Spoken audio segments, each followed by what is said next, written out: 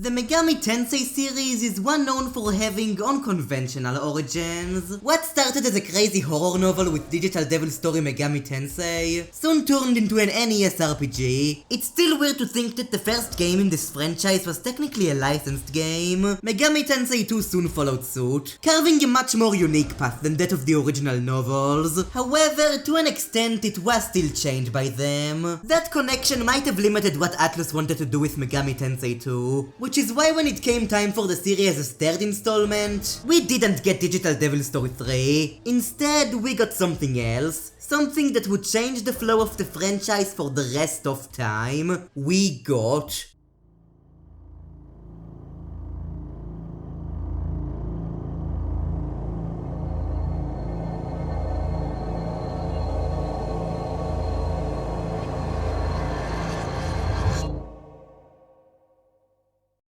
Shin Megami Tensei was released for the Super Famicom on October 30th, 1992. In many ways, this was the real beginning of the franchise. The word Shin stands for true in Japanese, which is appropriate, seeing as this is where the still ongoing main series began. It was the introduction of a lot of concepts that would soon become franchise staples, like was the case with the DDS duology. I've never actually played SMT I before, or any of the mainline games for that matter. However, thanks to my previous experience with the NES games, I'm pretty sure that I'll be able to adjust to this one pretty easily. SMT I has quite possibly the most versions out of any game in the series. For the purposes of this video, I'll be playing the original SNES version, using the English translation by Eon Genesis. From what I've heard, the PS1 version seems to be the definitive one, but seeing as we still have many SNES games to go, I think I'll be better off sticking with the original. While not required, I do recommend checking out my previous Megami Tensei videos before proceeding with this one, as I will assume you know many of the basics from the earlier games. And of course, spoilers for all three of these will be included, so turn back now if you want to remain pure. But without further ado, this is Shin Megami Tensei.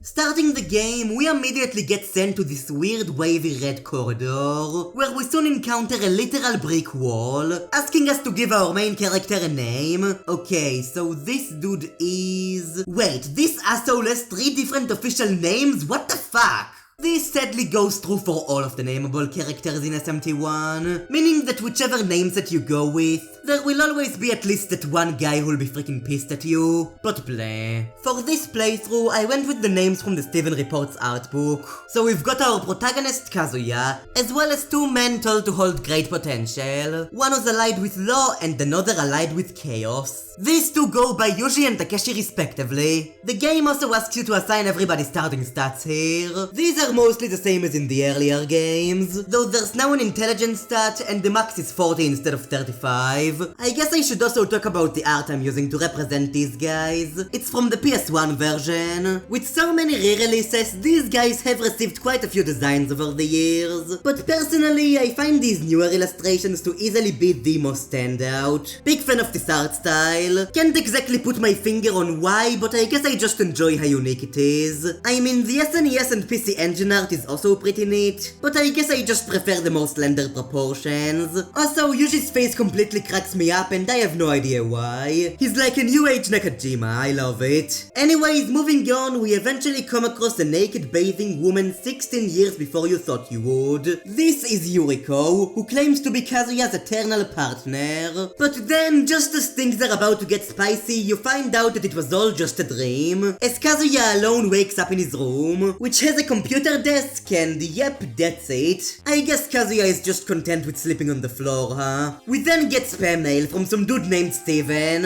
It says that the demons are coming, giving everyone who receives the mail a download for the demon summoning program, also known as the comp, and shockingly enough it was not a virus. So we move on our merry way with allowance money from our mom. There's also a dog named Pascal here, and he's the best boy in the game. So just like every great story, SMT1 begins with you going to grab some coffee. As you might have noticed, the map screen looks completely different here than how how it did last time around. It goes for a pretty minimalistic approach, with your player character being represented by an arrow. I personally prefer the more traditional overworlds of Megami Tensei 2, but this here still more than gets the job done. Though more importantly, as soon as we enter the map, it's immediately apparent that something is off. We start out in Kichijoji, where the areas are all blocked off. A woman has been murdered at the local park, and there's generally just an off-putting, uncomfortable atmosphere here. You soon start running into named characters, such as the local Saguzawa as well as Yuriko, the woman from Kazuya's dream. Things are bad, but not too bad. That is, until on his way back home, Kazuya runs into a dude who gets his throat ripped out by a blue demon. Of course, instead of calling the police, Kazuya's immediate reaction to this is to take the dead man's knife and return home like nothing happened. These are the pains of being a silent protagonist, I guess. Back home, we say hi to Pascal and go back to sleep, as another dream ensues, where after once again running into Yuji and Takeshi, the three proceed to save this girl known as Yuka from demonic sacrifice. The next day, when Kazuya goes outside, he starts running into demons. Well, this sucks. Though it doesn't seem to create as much of an uproar as you think it would. Things are weirdly still running as they did the previous day, but anyways, Kazuya proceeds to go to Inogashira Park, where he meets this old man, who tells him of what is basically the main theme of SMT1, the balance of law and chaos. Get ready to hear those words a lot today, but for now, the guy is kinda just being cryptic about the whole thing. He then sucks you into this weird dream realm, where you once again encounter the specters of Yuji and Takeshi, as you go on to battle this mad scientist demon dude, though Kazuya wakes up mid-battle, continuing to explore Kichijoji, only to be stopped and arrested for killing that man from the previous day. I honestly can't really blame the police for arresting Kazuya. I mean, he literally just watched the events unfold and left. I feel like at that point he kinda asked for it. So yeah, Kazuya's in jail now. But thankfully he's not alone, as we finally run into Yuji in the flesh, who seems to also recall Kazuya from his dreams. Yuji was looking for his missing girlfriend Yuka, and got arrested after killing some demons. But nah, screw that, let's break out of jail, as we soon run into Steven, the one and only spam mail distributor, modeled after the late Stephen Hawking. Steven over here is a mechanical genius. He built terminal computer rooms all over Tokyo, allowing for teleportation, this of course being the game's fast travel system. However, during one of his experiments, Steven accidentally created a portal to the Abyss, land of the demons. A politician known as Goto soon got word of this, and began terrorizing Tokyo with a whole bunch of demons. In retaliation, Steven sent out the comp to as many people as possible, in hopes of rebelling against Goto's uprising. However, as it is now, demons still freely terrorize the land, and clearly something needs to be done about that. So the duo escape prison, and proceed to run into Ozawa, who is bullying a young man with his gang, dropping the only F-bomb in the entire game, at least in the translation I played. This bullied individual is Takeshi, our final missing dream partner, who joins the duo, making it a trio. It's been a long day, so Kazuya goes back home to unwind, only to discover that his mother has been eaten by a demon. Hot damn. Now don't get me wrong, this is a sad moment, but as always, Kazuya is a completely silent protagonist, meaning that emotional connection with him is at a relative minimum here, but still, things went downhill very fast. So much so that Pascal the dog agrees to fuse itself with a demon, transforming the canine into the powerful Cerberus, or Kerberos in the original Eon Genesis translation. But anyways, he helps us break into this echo building, where we proceed to beat up this demon guy from our dream, only this time in real life. The dog then attacks the computer and disappears for the next 30 hours. Pour one out for the boy, what a chad. Using this terminal, we arrive at Shinjuku, home to Tokyo's largest mall,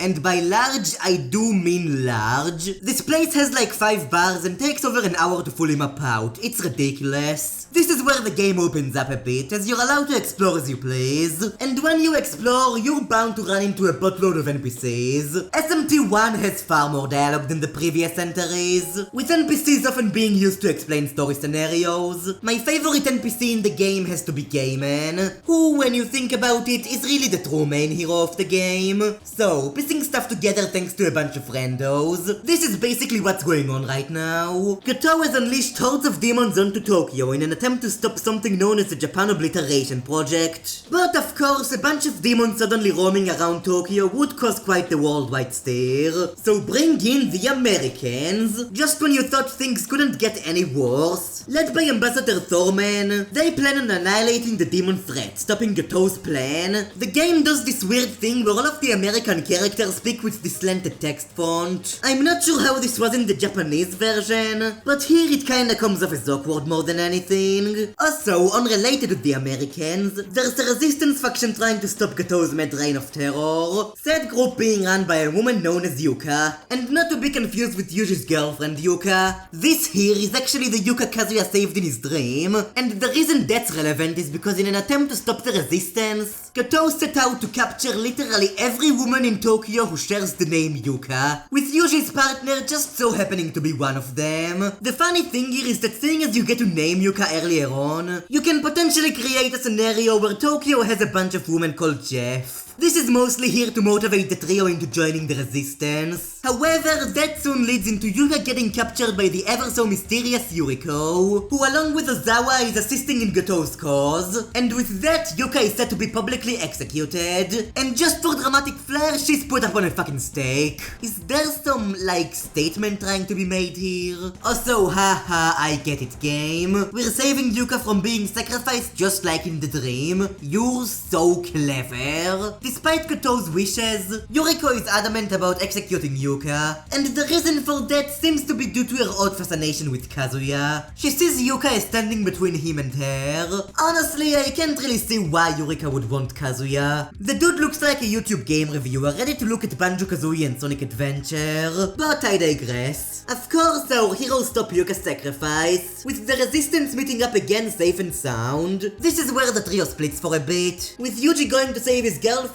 and Takeshi going after Ozawa, leaving Kazuya and Yuka to take care of Gotou and Thorman. However, this is where things get a bit more interesting. You can go after either Gotou or Thorman first, and if you want to, you can actually choose to ally yourself with one of them. They will both make a case against the other when first confronted. Thorman tells that Gotou plans to call on Lucifer, in the process releasing all of the demons out of hell. It would be total pandemonium. However, according to Gotou, Thorman plans to nuke Japan. That is, in order to create the millennial 1000-year kingdom, a paradise on Earth where only the worshippers of God get to flourish, with the rest of humanity dead in the water. Clearly, both of these guys are evil. However, they also both represent different ideologies, with Gotou standing for chaos, and Thorman, who is soon revealed to actually be Thor, very clever game, standing for law. So in the end of the day, you can choose to side with Gotou, side with Thorman, or just kill both. But nevertheless, whichever side you choose has little importance as of yet. Because no matter what you do, Thor succeeds in nuking Tokyo. Even when you do help him, he's just content with killing you anyways, the asshole. There's this really stressful moment where the game puts up this giant timer on your screen. You can't escape or do anything about it, but damn was it intense the first time around. And so, Tokyo gets nuked, with Yuka using her plot-relevant magical powers to teleport Kazuya away, sadly ending her life in the process. Kazuya soon wakes up in the dream-reminiscent blue field known as Kongokai, where he comes face to face with this Moses-looking dude known as Enno Zuno, who along with his assistants Goki and Zenki, helps Kazuya reunite with his old friends and demons, seeing as they have apparently all been teleported here around the same time as Kazuya did. After passing some of Enno Zuno's trials, Kazuya, Yuji, and Takeshi can now finally return to Tokyo, only to find it in complete shambles, as they soon discover that in the time they've been in Kongokai, 30 years have passed. And all of that was basically just the setup of Shin Megami Tensei. Yeah, this game actually takes quite a while to get going. SMT I is pretty cleanly split into 3 acts, with the second one taking place in the apocalyptic Tokyo being the longest and most fleshed out. I actually quite enjoyed the structure. Back in DDS2, it was pretty hard to get a feel as to what Tokyo was like before the apocalypse, seeing as the place gets nuked as soon as once you boot the game up. But in contrast to that,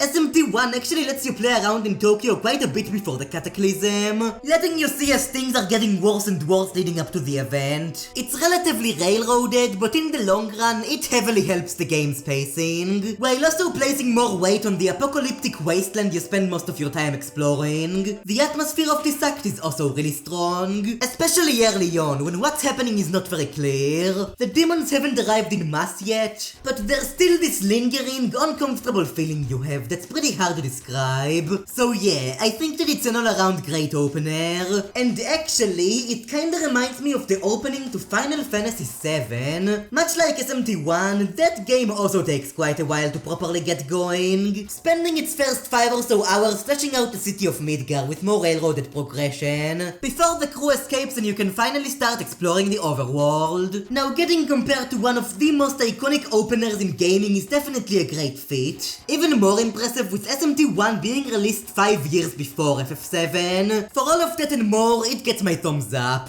But now that we finally got the basic setup out of the way, I believe it's time to get into SMT1's gameplay. Being a soft reboot of the series, SMT1's gameplay systems are all near identical to the ones we saw in DDS2. While this game does tap into a lot of unique and uncharted territories with its plots and themes, the game itself is more similar to DDS2 than DDS2 was to DDS1, and DDS2 was already pretty similar to 1 in the first place. Once again, you're going to be exploring maze-like dungeons with up to 6 party members, attacking using swords, guns, and magic, while managing your HP, MP, magnetite, money, moon phases, and all the like. You know, back when I first played DDS1 on the SNES, I thought that the systems here were all really cool. Then when I got to the sequel, I enjoyed it at first, but by the end it kinda wore on me. And this is sadly what partially leads SMT1 into being the least fun game in the series yet for me. Part of me does kinda regret playing the first 2 games on the SNES, because it meant having to go backwards into SMT1, and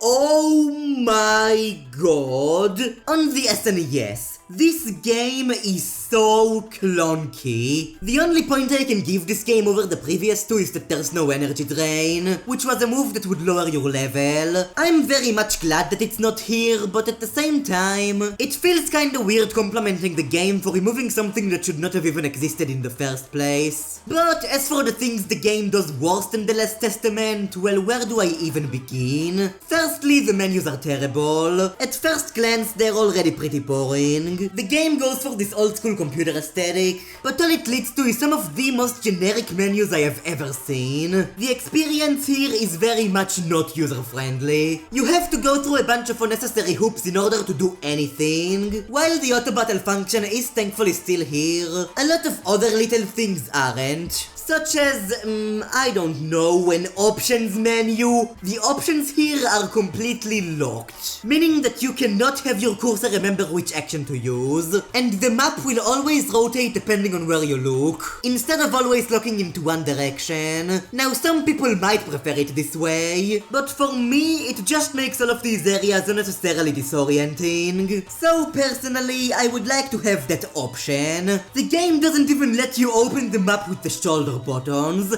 You have to manually open it from the menu, which thankfully enough is something you can fix with a ROM hack. So massive thanks to Revenant for that. Other downgrades include things like not being able to see your money and magnetite without pausing the game, as well as a limited inventory space, which is annoying for sure, but honestly not too much of a deal breaker. It's only really annoying with how many freaking magic stones this game throws at you. These will drown your inventory in no time flat. Also worth noting is that the game will boot you back to the title screen after every game over. No progress retained. It sucks, but hey, I guess that was the standard at the time. You now also need to equip individual ammo for your gun weapons. A pretty minor change, but seeing as you still have infinite ammo, I don't mind it much. Some of these bullets can even inflict status effects, and the enemies in this game are actually surprisingly vulnerable to them. Shock especially is very good in this game, working on the majority of the bosses here. A cool thing too is that you sometimes get to face 2 different enemies at once. These encounters are very much uncommon, but still a neat way to shake things up.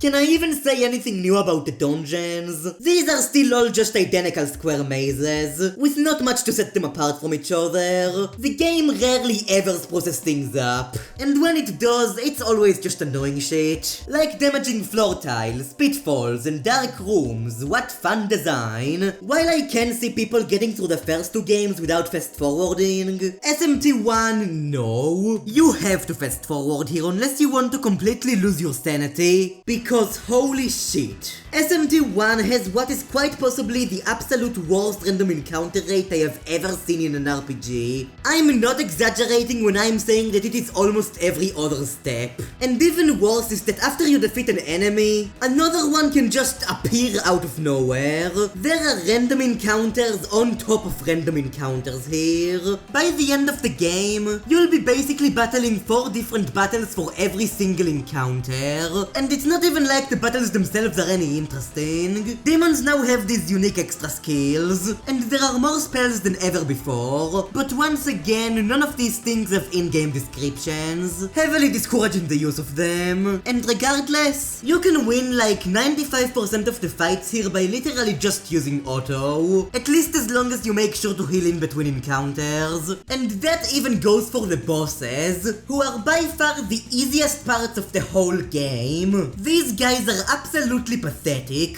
and yet despite that, they shower you with the XP. Which brings me into another issue. The experience distribution here is utterly out of whack. The game does this thing where the amount of EXP you receive is actually determined by your level, so the lower leveled you are, the more of it you receive. Good idea on paper, but it is executed very poorly. First of all, because of this system, each party member receives experience points individually, meaning that the game has to generate text boxes for all of them getting EXP. Might not seem like a big issue, but again, this happens after every battle, and that number rises up fast. So it should be telling that that's not even the biggest issue with this system. Because of how the game is designed, regular enemies will barely give you any experience. Complete and utter chump change. But then you get to the bosses who die in 5 seconds, and they give all of your party members like 3 levels each. That is such broken design. SMT1 on the SNES is just unbalanced. That's the short and simple of it. And that's not even counting all of the issues with the fan translation I played.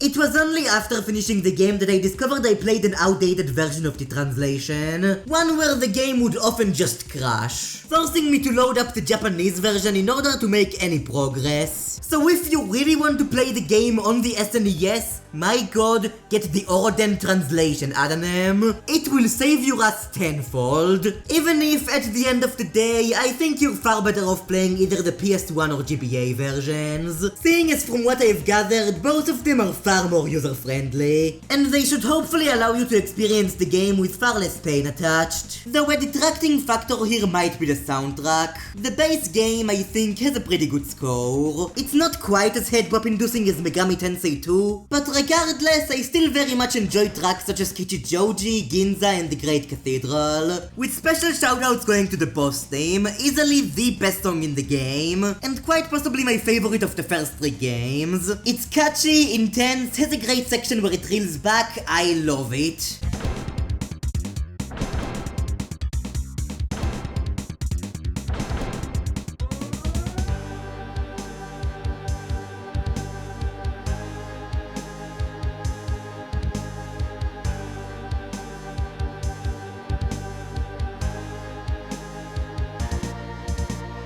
Over the years, SMT1 has received 5 different official soundtracks, with all of them being pretty distinct from one another. The SNES OST is the vanilla one, doesn't really push the system to its limit, but still uses it to a solid extent. Then we got the PC Engine renditions. These are weird. The intro and ending themes are all really good and very much high quality, but then the rest of the tracks are all these chiptune compositions which I am honestly not really into. This version, as well as the next one actually features some cinematics with voice acting, many of which I've been using for this video, so that's pretty neat. The next version I was referring to just then was the one for the Sega CD, and dude, this OST goes for a pretty different style when compared to the rest of the SMT1 catalog, and while it's not as atmospheric per se, many of these covers are absolute fire.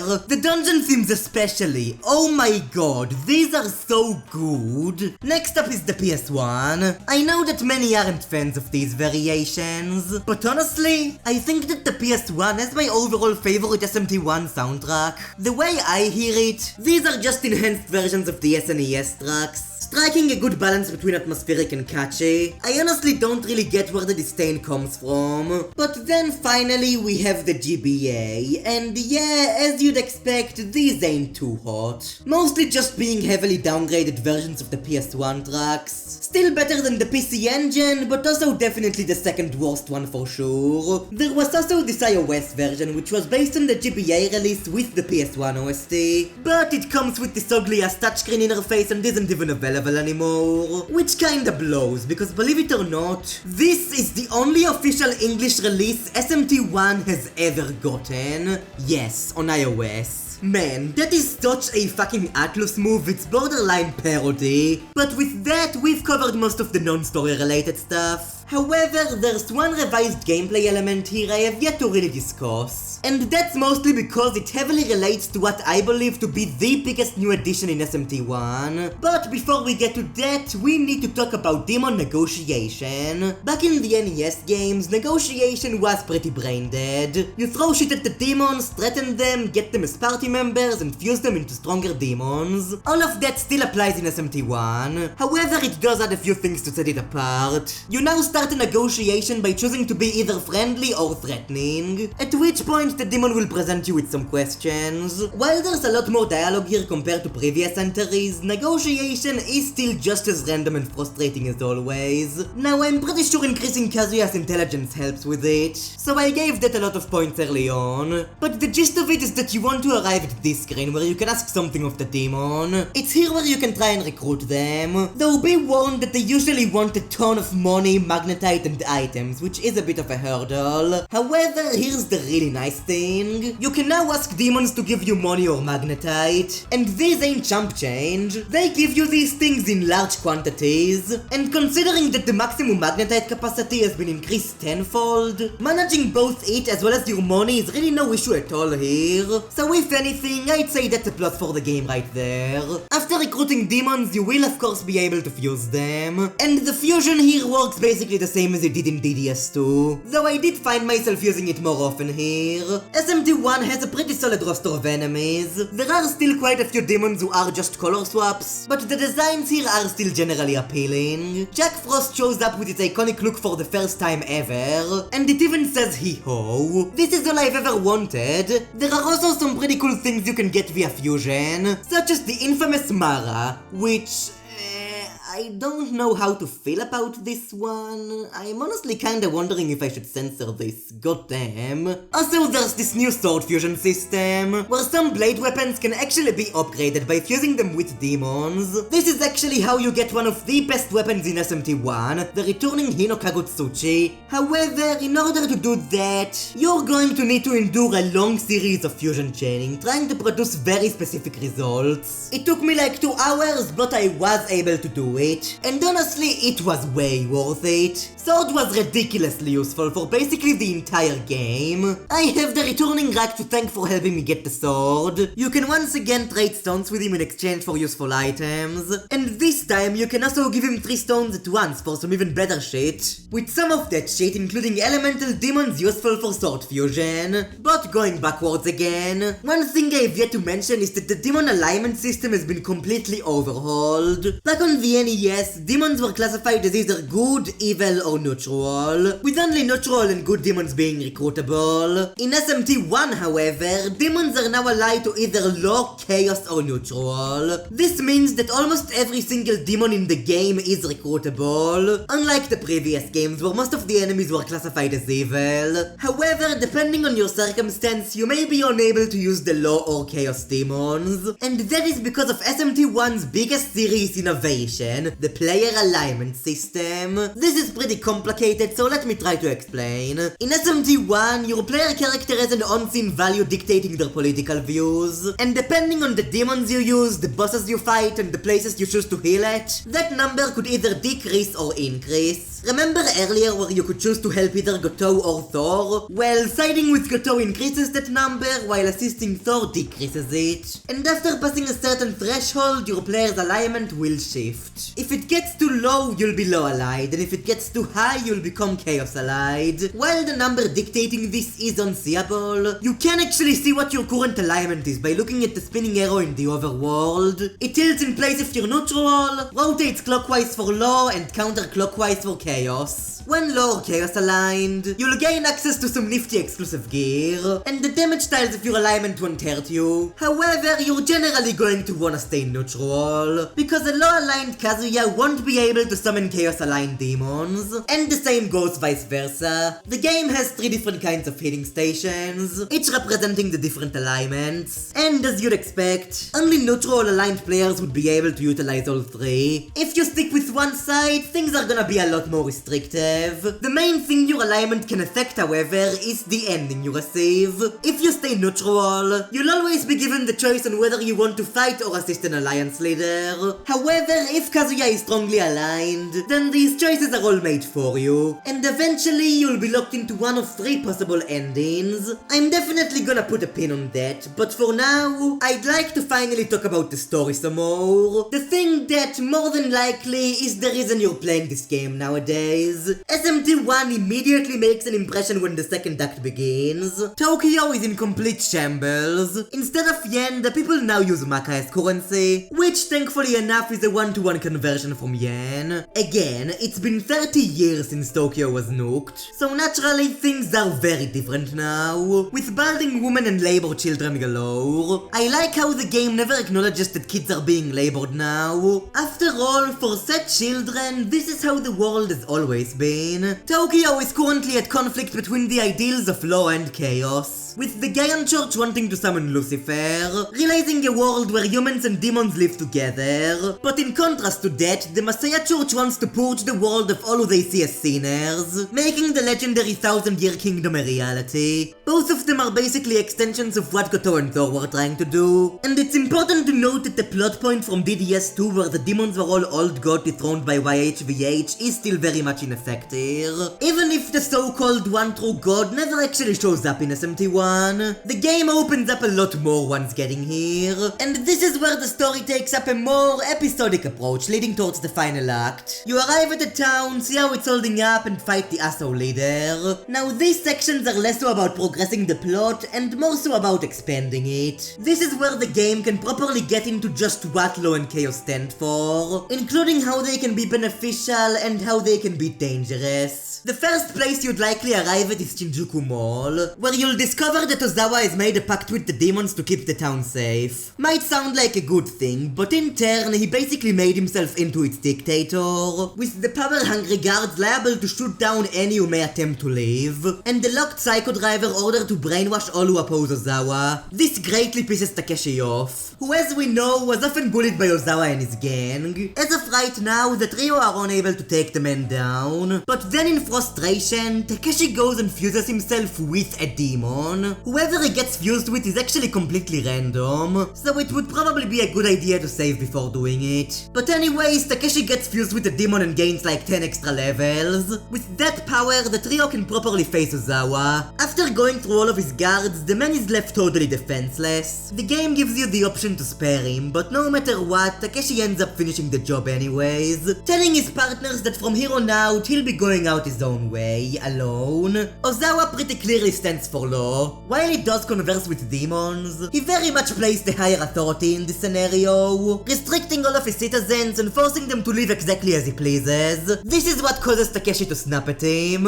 as not only does he hate Ozawa, but he very much despises what he's doing here, leading him to fuse with a demon and officially cementing his status as the Chaos Hero, later going on to join the Gaian Church, assisting in their cause. What I love then is that the game doesn't really treat Ozawa's defeat as being necessarily a good thing, regardless if you agreed with them or not. Ozawa's rule made it so that the citizens of Shinjuku were all safe and sound, but now that he's gone, demons once again roam free. Many previously safe lives are now put in stake to do this. Maybe they were all just mindless drones before, maybe it's really only now that they've earned freedom. But may I ask, at what price did that freedom come at? Juxtaposed to that then, we have Roppongi. On the surface, it's a paradise on Earth, a magical force field is preventing any demons from entering, and everyone inside is living happily with no issues whatsoever. With a nice detail being that this is the only town in the ruined Tokyo that doesn't have a healing station, because it's not like the people here even need healing. However, the place is soon revealed to be far from what it seems. The rulers of the town are the Red Count and Black Baron, who are actually just using the souls of those lost in the cataclysm to keep the illusion of the town alive, all just for the sake of the soul of a little girl known as Alice. All of the residents here are nothing more than walking corpses in disguise, with one of these revived spirits being of Yuji's girlfriend, who unlike the others actually retained her memories, and due to that she was locked up, with her soul tormented for all eternity. Naturally, our heroes want to stop this charade, as while Roppongi's residents are experiencing what could be considered happiness, all this paradise could lead to is just more inevitable suffering, with their souls never getting true rest, despite the motives of the Count and Baron simply being the one to keep Alice happy. Of course, this is the section representing chaos, a place where the joyous get to exploit the weak for their own sake. It may seem good at first, but when Alice literally asks Kazuya if he could die for her, that's when you officially know that something is terribly wrong here. Soon enough, the Black Baron even manages to kill Yuji with his grabby hands, though our heroes are soon assured that he will have a safe place in heaven. Much like with Ozawa, freeing the trapped souls of Roppongi is not necessarily treated as positive. The whole place is up in shambles, with reanimated corpses moving around, acting like nothing's wrong. It really is quite creepy. However, this isn't quite the end for Yuji just yet, as due to his strong faith and love for his friends, he was chosen by God himself to be resurrected as the new Messiah, the one and only law hero, now working with the Messiah Church in Shinagawa to assist in the realization of the 1,000-year kingdom. Yuji and Takeshi both arrived from the same place, the one to do what's best for this broken world. However, the definition of best here is very much a subjective one, leading to them both arriving at their own entirely separate conclusions, and what led them to arrive at their choices is shown to us, making their eventual descent into crazed maniacs that much more believable, and really even a bit sad. I wouldn't say that either of them are particularly deep characters, seeing as how minimal their interactions are, but still, I believe that with Yuji and Takeshi, SMT I successfully manages to improve on what was done in Megami Tensei to its sender. After all of these examples, the players themselves are given the option to choose which philosophy they believe is superior,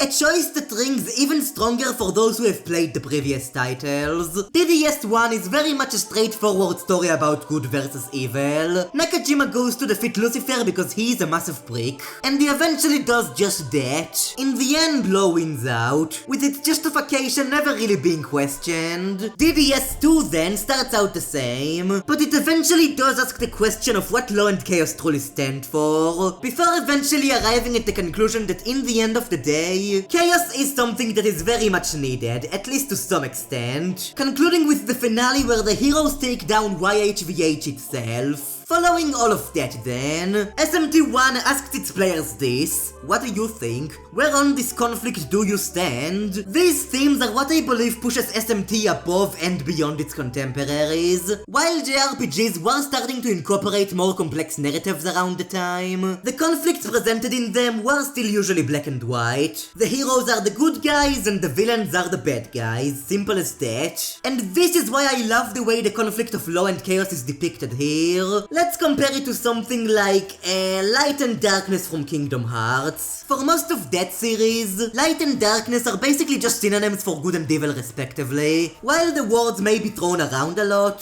the series never really gets into just what Light and Darkness mean. The conflict here is just for the sake of conflict. Good versus evil, heroes versus villains, light versus darkness. Now don't get me wrong, I like Kingdom Hearts just as much as the next guy, but I just wanted to highlight how, in contrast to that, not only does SMT thoroughly go into what both law and chaos stand for, but it goes on to present the pros and cons of both philosophies, which is why, from a thematic writing perspective, I believe that at the time, SMT was way above most others in the genre. In SMT 1, I'd argue there really isn't such a thing as good. Again, it all falls down to perspective, which is why, despite the lack of any real emotional drive, I still very much enjoy the story here, at least its main vocal points anyways. Now don't get me wrong, the story in SMT 1 is far from perfect. There are definitely some aspects here which I'm honestly not sure what to make of.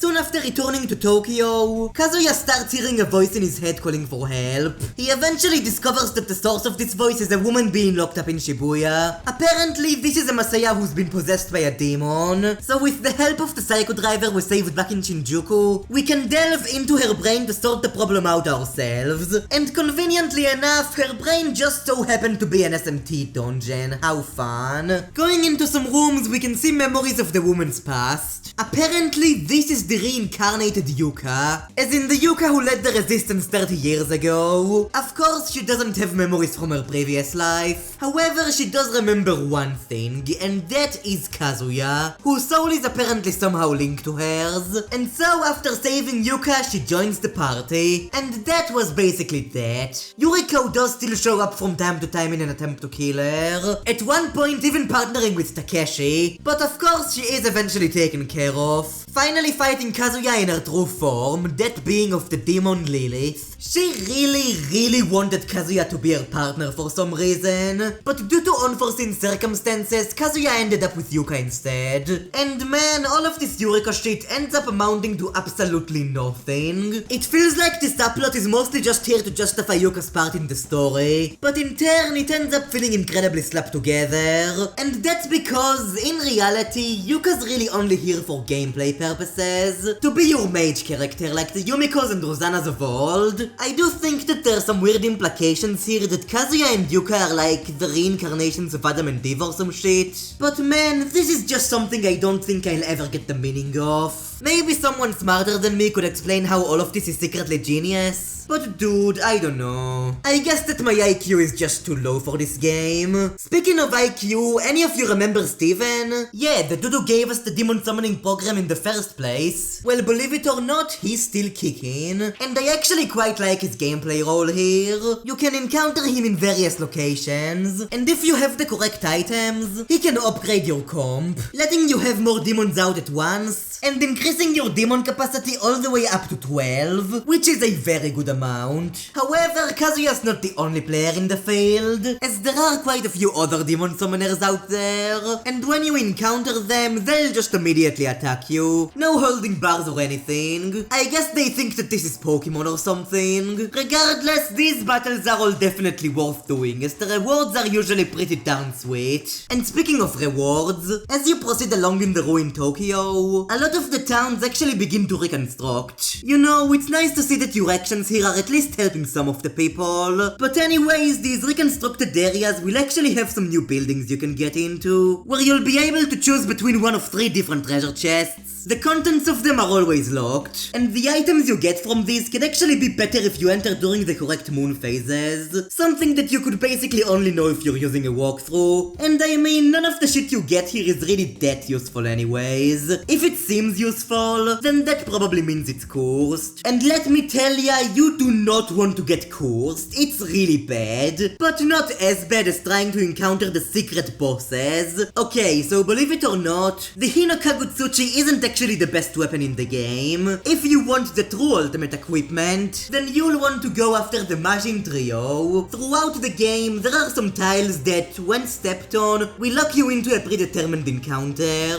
Said encounter has a 1 in 256 chance of being either Pale Rider, David, or Dai Sojo. Secret bosses honestly aren't that tough to beat, unless you're unlucky and encounter the Merleon, then you're completely screwed. These guys actually have a unique boss team in in the PS1 version, so that's pretty cool. But the reason you'll actually want to fight them is for a chance at either the ultimate law, chaos, or neutral weapon. And by the way, these weapons also have a 1 in 256 chance of dropping, adding to a whopping combined total of 1 in 35,566. For the love of God, do not attempt to get these. It takes so fucking long to even encounter a Majin in the first place. I had to use cheats to fight them. I wasn't strong enough for the grind. The thought of someone getting all 3 ultimate weapons actually terrifies me. It's something that on original hardware would easily take over 100 hours at the very least. This inclusion doesn't really hurt the game per se, but still, fuck the Majin. Thankfully, getting the best armor set is far less of an ordeal. During the second act, there are these 4 orange mansions you can go to, housing some pretty powerful enemies. If you bring Demon Takeshi along, then it's actually feasible to get a lot of easy level ups pretty early, so that's pretty neat. All of these mansions have doors which are locked, and with the correct item at your disposal, you'll be able to fight Protectors of Japan, the 4 Heavenly Kings. Seeing as these are bosses in SMT I, they are all completely pathetic. Regardless, if you manage to defeat all 4, then you'll be able to obtain the ultimate armor set during the final act, courtesy of the returning Tairo no Masukado. But with all of that behind, let's finally get into said final act. Eventually, our heroes arrive at this bridge guarded by a Cerberus. The same Cerberus Pascal was fused into all the way back when, so we all make amends, the dog joins the party, and I realize that by this point he's horribly outclassed and so I never used him. I'm so sorry, doggo, I promise I still love you. Pascal was always here, in my heart. F. Anyways, the Cerberus was guarding Tokyo Destinyland, the most subtle parody in all of entertainment. The game actually has unused demons who are clearly meant to resemble Mickey and Donald. I guess that would mean Pascal is goofy then. I'm really not sure what Atlus has against Disney, but I mean, to be fair, it's not like I can really blame them. There's a minigame here that allows you to easily shift your alignment, so that's pretty neat. But the main thing we're here for is Echidna of the Gaian Church, seeing as Yuji asked of us to dispatch her. Weirdly enough, she's the only character in the game represented by a portrait instead of a full body sprite. Don't know what's that about, but what I do know is that this part is very important, as after this your ending will soon get locked. Of course you can fight Echidna, but unless you're low aligned, you can also choose to say fuck that. Go back to Shinagawa and defeat the angel Haniel instead. Doing that locks you to the chaos route. Only defeating Echidna will land you to the low route, and dispatching both of them as expected will lead you to the neutral route. Regardless of what you choose to do here, your next destination will be the centerpiece of Tokyo, the place where all of the forces of law led by Michael are going against the forces of chaos led by Asura. This is our journey's final destination, the Great Cathedral. The Masaya Church plans to summon YHVH and establish the 1,000-year kingdom here, but the Gaia Church are having none of that, wanting to claim the cathedral instead, and so a great all-out war is currently ongoing. This is where the path differences really get to shine in my opinion. It's really cool to see how the law and chaos routes contrast, with how bosses on one route become allies in the other. The neutral path then is the one I'll mainly be focusing on, as gameplay wise it's basically just both of the law and chaos routes combined. You get to battle all the bosses and do all the things, though I do really like how in the law and chaos routes, it really feels like you're battling with an entire alliance by your side, as if everything you've been fighting for is finally coming together, creating a really satisfying sense of conglomerate, which isn't really a thing in the neutral path, seeing as everybody hates you there. The only real partner you've got is this bizarre old man who keeps randomly showing up, very nicely nudging you in the direction of the neutral path. Soon enough, it's revealed that this guy is actually Laozi, or Taijo Rokan in this translation. Much like with Lilith, I don't really get the point of this guy either, other than to, I guess, be your mentor figure of sorts. But play, I've ruined my integrity enough with this video. As soon as you enter the cathedral, shit immediately hits the fan, as the forces of law proceed to literally drown all of Tokyo, presumably killing most of its inhabitants who don't support the Masaya Church. Very much a Noah's Ark situation. faction. And I love how some of the Masaya Church's supporters don't even fully believe in their cause, they just pretend to do in order to stay safe. I don't know why, that just really hit a spot for me. I do honestly find it kinda funny that this game manages to have not only one but two calamities. I mean, goddamn, that takes some effort. This officially begins what I consider to be the third act, where you can get either this turtle or this octopus to carry you across the Great Seas. It's pretty cool even if there's not much to do here. You can get the Masukado equipment as I've said earlier,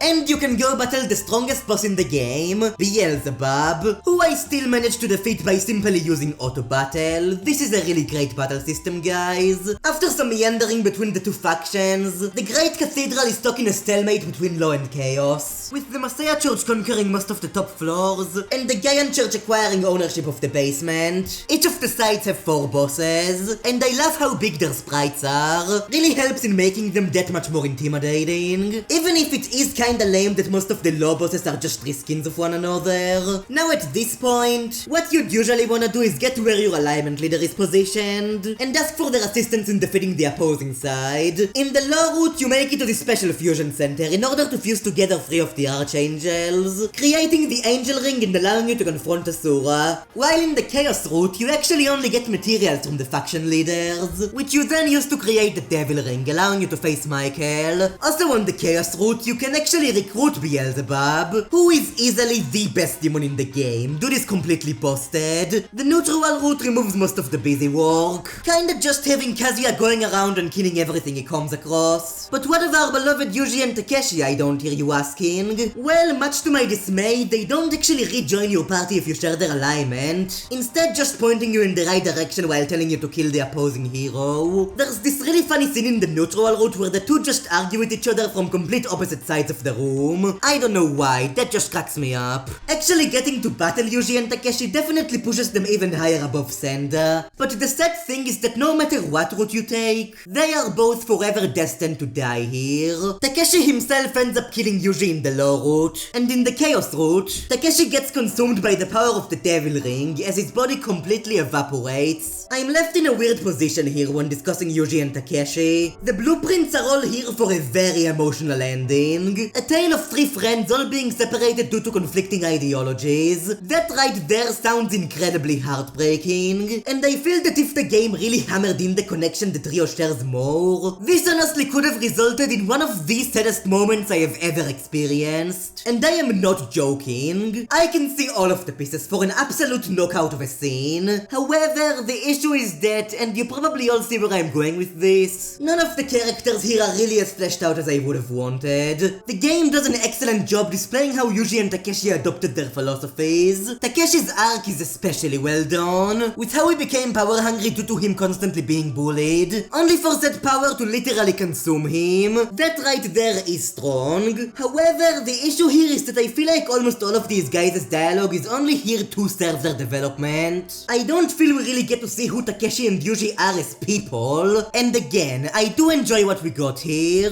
Both of these guys do at the very least have pretty solid death scenes. However, I'm sadly just left thinking about what could have been, because this right here could have been something very special. I know that mainline SMT is known to not really focus on its characters, being more so about philosophy, but I feel that a solid singular focus on this trio could have worked absolute wonders. And I do say trio because let me tell ya, by the end of the game, Kazuya is just inexplicably an absolute monster. Even the game itself comments on this, how he is able to kill all of his friends with a straight face. I said that there's no such thing as good in SMT, and that applies to Kazuya as well. Man is an emotionless beast. I think that a neat idea for a 4th ending might be one where you don't pick any alignment, with Kazuya instead doing everything in his power to convince Yuji and Takeshi to snap out of it. Because you know, maybe all of this didn't need to happen. Even if the forces of law and chaos would be forever destined to battle, I think that there's something to be said about putting your beliefs aside and placing faith in the things that truly care about you. Does any of what I'm saying make any sense? I honestly couldn't tell you. If anything, SMT is very interesting to talk about with other people, so maybe leave a comment down below. What do you think of my ideas? I'm basically always down for a discussion. But regardless, Kazuya goes on to kill either Asura, Michael, or both of them, resulting in one of 3 different endings. Both of them are quite beefy, but still not too terribly difficult. I honestly find it kinda disappointing that the game doesn't have a unique final boss theme. I mean, the standard boss theme is fantastic, but come on, Megami Tensei 1 had a final boss theme, this is kinda lame. And there's not even a unique true final boss for the neutral route. I think that would have been cool, but how well. The endings themselves are all pretty subpar if I am being honest. Kazuya is called to the very top of the cathedral, which does make for a cool set piece for sure. But what follows then is just somebody telling you that the world will bend down to your ideology. The game kinda just ends after this. I feel that some more closure like we got in Megami Tensei 2 would have been nice. In the low ending, you talk with this guy in a blue robe who sometimes shows up to do some weird plot tomfoolery. In comparison, the chaos ending is definitely more interesting. Throughout your journey, you run into this guy called Louis Cypher like twice. Well anyways, massive plot twist. It's revealed that this person was actually Lucifer all along. You get it? Louis Cypher, Lucifer, it's very funny guys, trust me. He spews out some bullshit and flies to the moon. But finally, in the neutral ending, we once again confront Lousy, supporting the absolute slowest moving text I ever did see. This is pretty clearly meant to be the quote-unquote best ending in the game.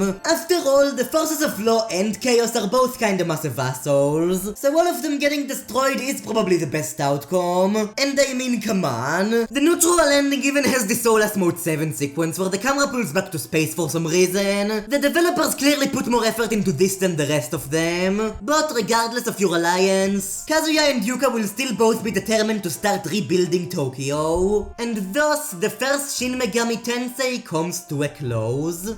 In the end of the day, SMT1 leaves me conflicted. On one hand, the game is kind of an enormous slog to get through, especially on the SNES. It has repetitive dungeons, random encounters up the ass, and a generally brain-dead battle system. The more you play these games, the more they really start to wear on you. However, with that being said, here's the million-dollar question. Why am I, despite all of that, still so attached to this series? Well, to be honest, the cop-out answer here would simply be because I like the story. But even then, while the story is good, it is also filled with missed potential. It definitely moves the series forward and is far better fleshed out than DDS2. But I feel like the series has reached an awkward point where I can definitely see an absolutely incredible story here. But SMT1 sadly just doesn't do its premise justice. I guess all I can really say is that I still greatly enjoy the vibe the series has. There is still a ridiculous amount to love here. From the artistry to the subtle nuances to the character designs, it really is something special. I think it also helps that I got to experience SMT1 in a very welcoming environment. I actually streamed my entire playthrough of the game on Twitch, and as such, the journey wasn't quite as lonely as the previous ones. I was actually assisted by some Megaten aficionados here, so special shoutouts to these three in particular for helping me along. While the characters don't have much personality in-game, God knows I did my damnedest to give them attention instead. Simple stuff like Pascal the dog is here and Yuji's complete death stare. I couldn't really tell you why, but it did increase my enjoyment of the game. Maybe SMT1 didn't want me to get attached to these guys, but damn it, I got attached anyways. Which is why, despite them not getting much screen time, I was still sorta choked up when I discovered that no matter the route, Yuji and Takeshi will always die. Because what can I say, I love these two doofuses. I probably would have been far more positive if I was playing the GBA or PS1 versions, but hey, what can you do? My final opinion on SMT1 is one that I've already arrived at a while ago. I tweeted it out while playing the game at some point, and looking back, it still rings true. Shin Megami Tensei kinda sucks, but other than that, it's fucking amazing.